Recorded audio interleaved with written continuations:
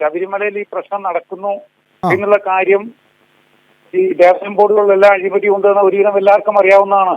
അവിടുത്തെ ഉദ്യോഗസ്ഥന്മാരോ ഏതെങ്കിലും വ്യക്തികൾ പ്രതികരിച്ചാൽ അവരെ പിന്നെ ഒതുക്കുന്നതായിരിക്കും.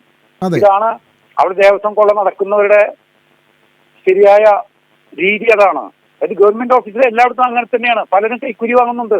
അതൊക്കെ പറഞ്ഞ് കംപ്ലൈന്റ് ചെയ്യാനും മേലേക്ക് പോയി കഴിഞ്ഞാൽ പോകുന്ന ആൾ കുടുങ്ങും എന്നുള്ളൊരു അവസ്ഥയാണ്. അതുകൊണ്ട് അത് സംരക്ഷിക്കുവാൻ ഉത്തരവാദപ്പെട്ടവർ ആരാണോ അവരെയാണ് ശിക്ഷിക്കേണ്ടത്. ഒരു പക്ഷേ ഇദ്ദേഹത്തിന് ധാർമ്മികമായിട്ടത് പറയാമായിരുന്നു എന്ന് നമുക്ക് ആവശ്യപ്പെടാം.